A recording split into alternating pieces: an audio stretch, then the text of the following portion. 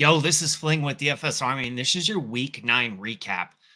We are talking Millie Maker specifically, looking at some large field GPP contests, what won on this slate, and we're going to dive into a little MME strategy of top DFS pros. Let's get into it.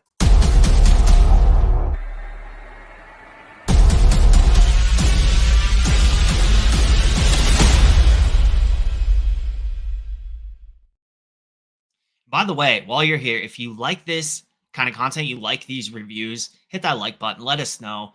And of course, make sure you're subscribed to the channel because we got a lot more content coming your way. But let's jump into the Millie Maker. I got to tell you guys, this is crazy. It was really good to see scoring back in DFS. I mean, we've had so many weeks where it was like 190 points, 220 points, 210 points. Like it was really good to see a winning lineup with 262 points. In fact, let me make this a little bit bigger for y'all. That's probably not going to work. Actually, you can't see the 262. Okay, nope, not that one either.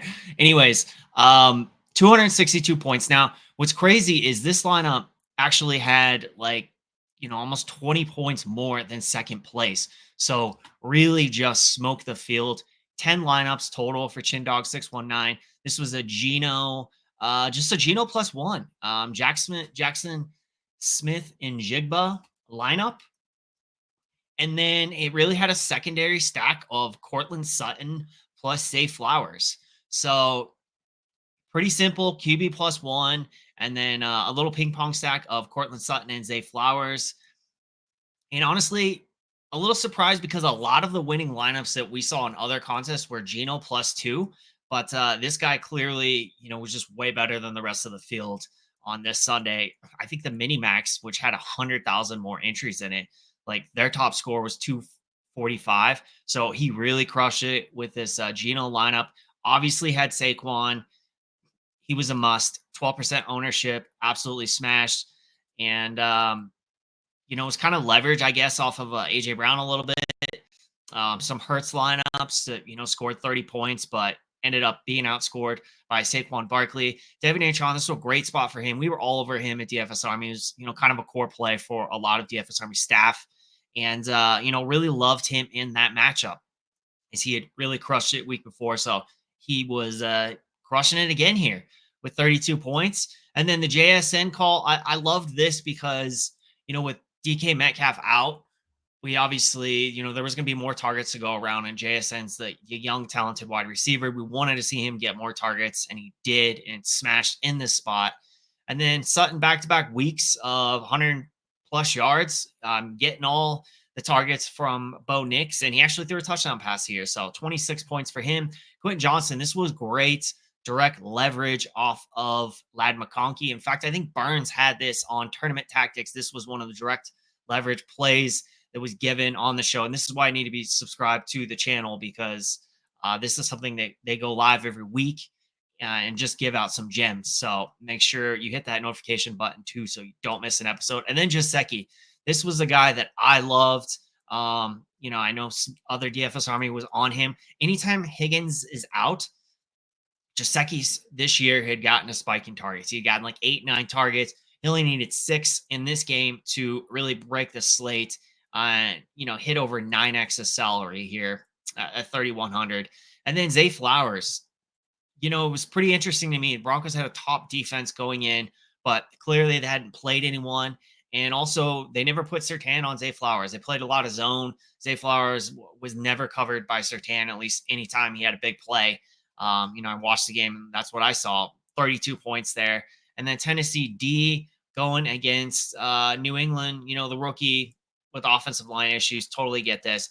Really good lineup, top to bottom, 262 points, contrarian 90% total ownership and 50,000. So love this. And, some of the kind of shocked the Geno ended up being the chalk in a lot of contests, but not in the Millie Maker, 4% owned.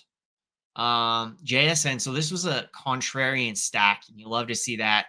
Johnston contrarian, Zay Flowers contrarian in that lineup, in that matchup against Denver.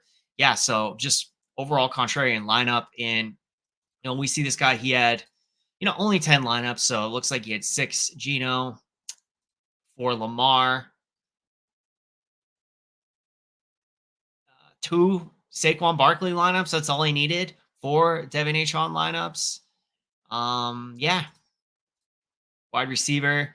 So 6 Quentin Johnson, 5 Zay Flowers. So, had the right guys, and that's all that really matters there. And let's see how much Jasicki he had. Wow. So only one Jasicki lineup, liked Eric Allmore. Sometimes, that proper lineup, that proper construction just hits. So good on him. Let's look at second place. Like I said, second place was 19 points behind. This was a Jalen Hurts. Wow. Jalen and Saquon. Pretty good. Now, this works out probably. I don't know that this works out the same if AJ Brown doesn't leave that game early and get hurt. So we'll never know. I guess we'll never know. Cue that Kanye. Now he also had H on, and looks like he had a secondary stack here of just Seki, Chase Brown. With Chase Brown was a smash play once Moss was out at 5,900. And then he also, and I guess that was Jasicki, Chase Brown, and Jacoby Myers. So a little game stack there. Cedric Tillman is a one-off. Sutton is a one-off. Okay. Let's see what third place had. This is a Bo Nix lineup. 10 lineups as well. My boy. Bo Nix caught a tutty, wide receiver 1. Cortland Sutton throwing the pass, QB 1. Then we got Kamara, who is in a smash spot. Against Carolina, the worst run defense in the league. That just made so much sense for Kamara. And, I had Sutton and Zay Flowers, actually. So it was Nix to Sutton with the Flowers bring back. And a little secondary stack there, Jacoby Myers and Jasicki. JSN is a one-off. Arizona by themselves. We got Burrow to Brown to Jasicki. So I get that. He is a receiving back. He's also cheap. So that's a good stack. I like that. And you avoided the Jamar Chase. And it's crazy because Chase was in such a good spot and just didn't get there. So, sometimes even though it feels weird to have Burrow without Chase, like it's leverage off the field. If you think the team's going to score a lot of points, and you're looking for direct leverage, sometimes even though it doesn't feel good, you got to go there. But I mean, and I would say more so, it's like these players in a vacuum, like really high owned. But how many lineups had Joe Burrow to Chase Brown to Jasicki? So sometimes it's just about lineups over players. Like this is obviously a unique lineup. Users with this lineup just won, just ray of hope. It wasn't duped, and that's certainly one way to get it unique. And then it had Achon, Smith, JSN, Tillman, and Alvin Kamara.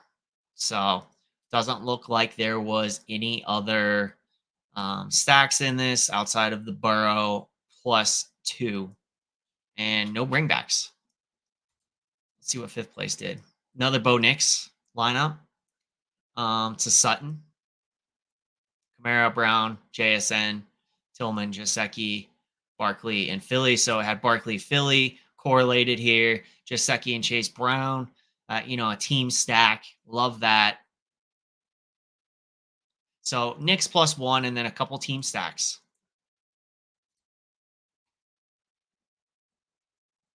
Now we have a Justin Herbert to Quentin Johnston and the Chargers defense. Well, this looks like Bijan, Achon, one-offs, and then Cooper Kupp, JSN, little ping pong stack right there. And then more Geno. So yeah, this is what I was talking about. A lot more Geno +2, lineups I was seeing take everything down. And no ring back. And also Jasicki to Chase Brown. So that was a pretty popular stack as a secondary stack. I'm guessing was probably coming up in lineups. I know I was getting that in my builds for the DFS Army Domination Station, of course. But it also was one that you could hand build because, it certainly made a lot of sense. These were just great value plays in good spots. Kamara as a one off, Tillman as a one off, and then again, Saquon and Philly D.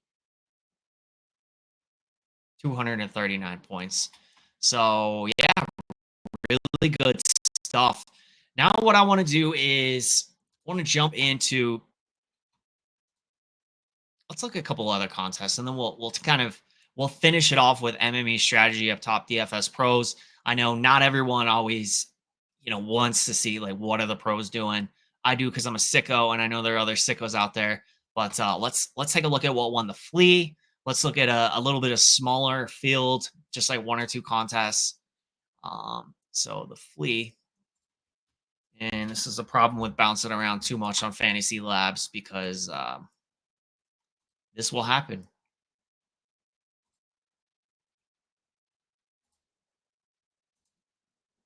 Okay. So, like I said, Gino +2 won this contest, 237. So, much smaller score than winning the Millie Maker this week.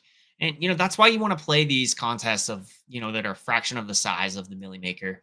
And it's only $5 entry fee, so it's a fourth of the price as well, which is nice. But this was a Gino to JSN to lock it, double stack, which these builds really dominated the leaderboards in a lot of these other contests. Again, Jaceki and Chase Brown, that's kind of a staple.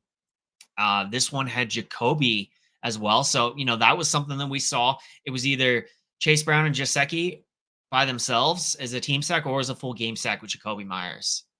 And then, Kamara, Achon, not surprised, right? These are chalky running backs that smash. So they're going to be in a lot of lineups. So, yeah, don't want to get too repetitive here, seeing a lot of the same builds. Let's see what took down this single entry contest of $12 buy-in. Similar score, so a few points less. And this was a Stafford to Cooper Kupp to DeMarcus Robinson double stack. Now, does that stack get there without Puka getting ejected? Cost me $1,000, by the way. I mean, it was just one of those slates like where you had London and Olave, right? Good, great spots. London comes out, catches the touchdowns, got 10 points, and then gets hurt and leaves the game in like the second quarter. Was on his way to smashing. So if he was your highest exposure wide receiver, you were in trouble based on that. And then, you got Puka and he punches a guy and gets ejected, throws a punch, gets ejected. But it worked out for HTDB with the Stafford and, Cooper Kupp and DeMarcus Robinson. I got to imagine Cooper Kupp and DeMarcus Robinson don't combine for over 50 points if Puka is in that game. So that's how these things go. Things happen. Sometimes, you just get lucky. Sometimes you're unlucky. So that's variance. That's DFS. And yeah, this one had Saquon in it too, who wasn't incredibly high owned, but still 12%, still high enough owned. And JSN posted the gotta have it score. He was in every top lineup that we looked at. And this one had the double tight end with Taysom Hill and Jaceki. I like the double tight end every now and then because it allows you to really, like, if you nail those two tight ends, at least they get decent value. Like, and you can jam in studs like Kupp and Kamara and Saquon Barkley. You just really put yourself in a good spot to take down the tournament. And that's exactly what happened. But let's kind of go back to the Millie Maker now and jump into a couple DFS pros.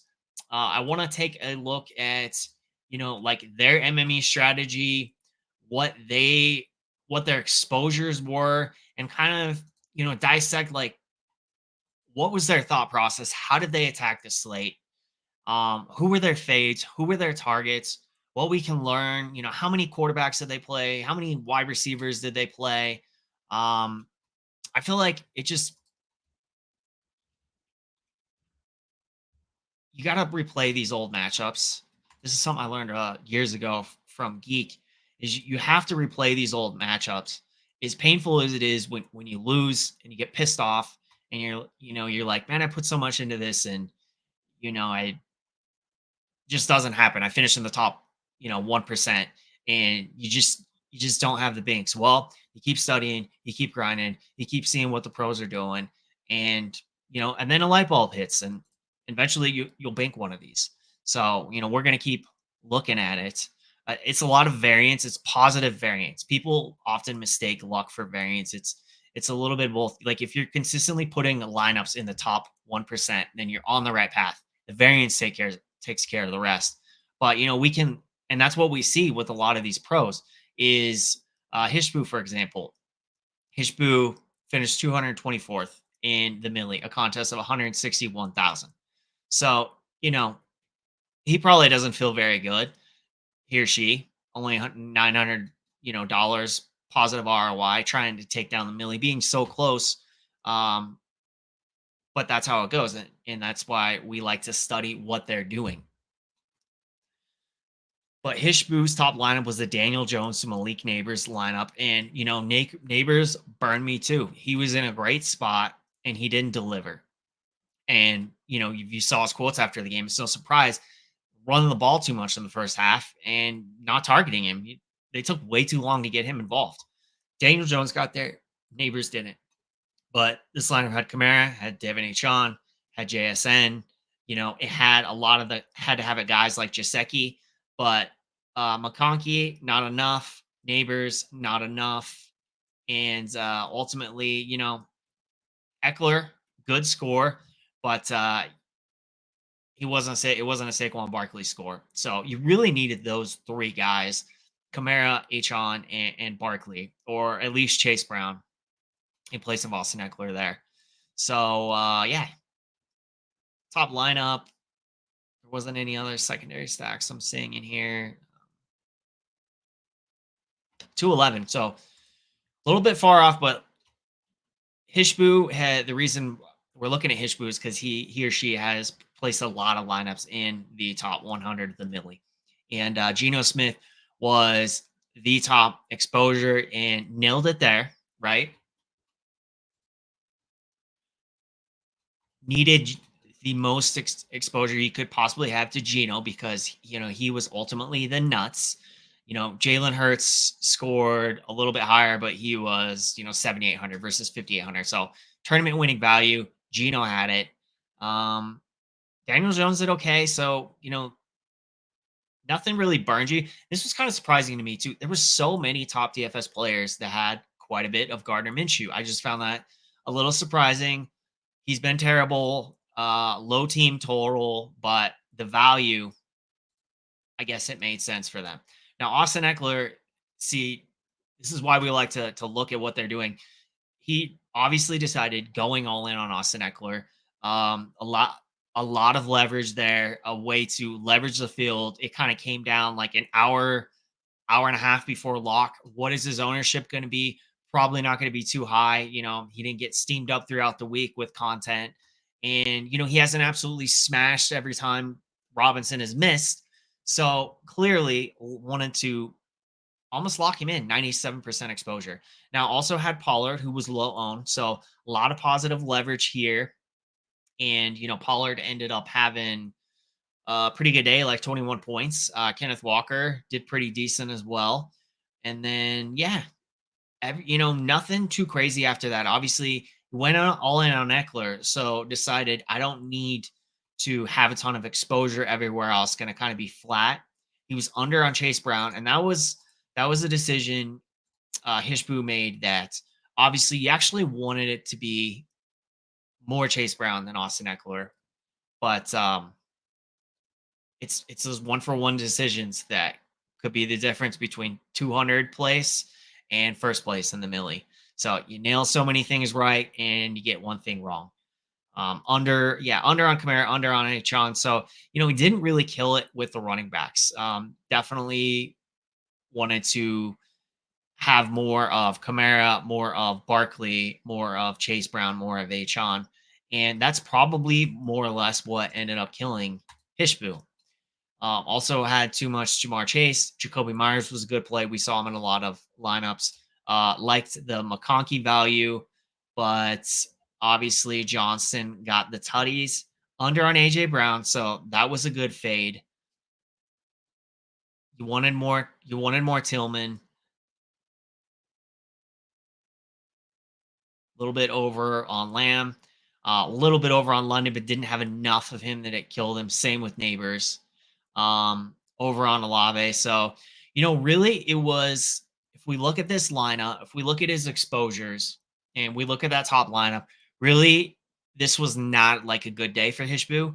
Just nailed the stack that you wanted. The Geno Smith to JSN. So it was over the field on Geno and JSN, and that's really what you needed to be, and also had 90% Joseki. So those three players definitely made this a positive ROI day for Hishbu, and that top lineup getting a 224th place definitely was a big help. But we'll look at a couple more and then finish this up.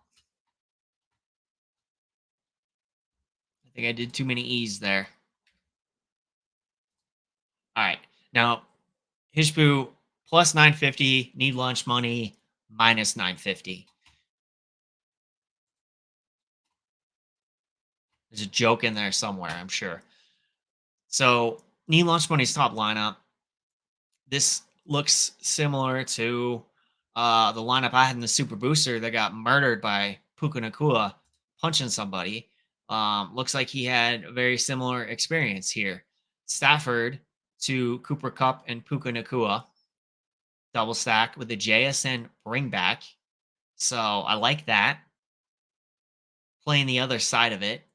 And probably just because probably getting a good amount of Stafford exposure because Gino was projected actually as chalk in that game. Now, eating the chalk running backs, Kamara, Chase Brown, but clearly got different elsewhere. So that's one of the things that, when we study these past lineups, we do see it's better to eat chalk running back and fade chalk wide receivers. So went with Cooper Cup and Puka, who were both low owned. JSN was both low owned, or JSN was low owned as well. And, and then did the tight end double tight end, which is Siki and Jatavian Sanders. And Jatavian did pretty good for 2,900. 12 points. That's 4x. So that is not bad at all. And then Baltimore D, 10 points going against a rookie quarterback. But yeah, I was really just kind of crushed by Puka Nakua here. Let's take a look at his exposures. Now, he played a lot of quarterbacks. So definitely nothing like, C Sears, who we'll see, or the Whistles, who will lock in a quarterback flat. No one above 10%. Tua, Geno, and Burrow were the highest three. Now, faded Hurts and Cousins. So quite under there. Under on Dak. Wasn't about the Minshew value. And yeah, just flat. So 21 quarterbacks. Now, you'll notice with a lot of DFS pros, they may have their exposures flat, but they will be aggressive on a couple spots where they feel good about it. Chase Brown, obviously, Alvin Kamara, Austin Eckler, so all 40% exposure, pretty good amount. Obviously, over the field on all these guys, and yeah, I don't think Eckler hurt you over the field on Kenneth Walker. So we did all pretty well here, even with the field on Achon, a little under on Kyron, and then faded Barkley and Swift. So good fade on Swift, bad fade on Barkley.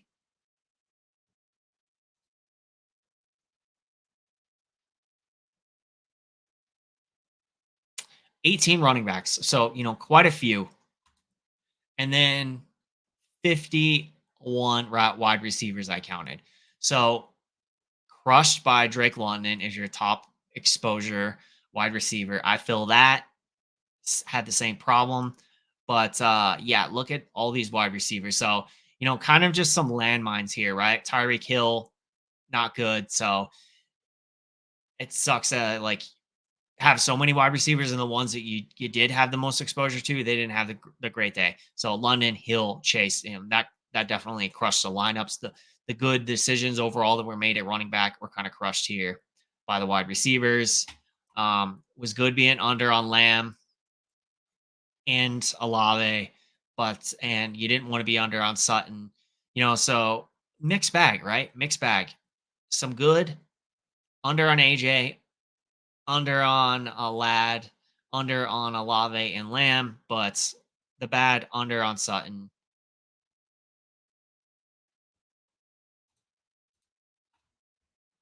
Jaceki, that was a staple of all the DFS pros. They all were over the field, at least the ones that I looked at on, you know, the guy you wanted. Yeah, they were over the field on Jaceki, who's the guy you needed at tight end. And, that said, I'll tell you who wasn't under the field on Jaceki. Our boy KB559. Just want to shout out a few DFS Army winners real quick. Never thought it would happen to me. I'm always min cashing, but kept at it. Thank you, coaches. $200 entered, 8,000 out. So just incredible ROI. That's why I said keep grinding. That's why we study these lineups. That's why we put in the work, because that bank is coming. You just got to outwork everyone. And then Binks last night in the showdown, second in the mini max, thanks to DS. That is DFS Army's domination station. He says I'm superstitious with my logo, so no helmet. But yeah, that is DFS Army's domination station, where you can customize it's to do whatever you want, stacking, secondary stacks, randomization, ownership caps, exposure caps. It's so customizable. And this is what helps a lot of DFS Army subscribers win.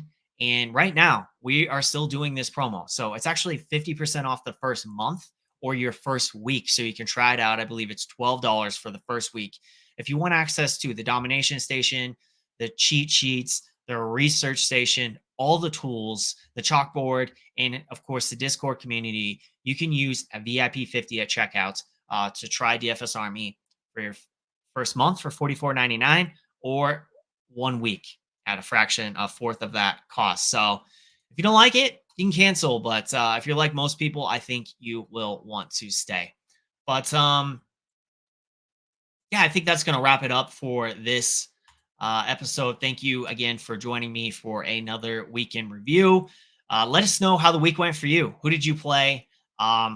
Were you like me? Did Olave burn you? Olave, AJ Brown, and London injuries? Or did you win? And maybe you faded those guys and you had a good week. Let us know in the comments. We'll see y'all next week.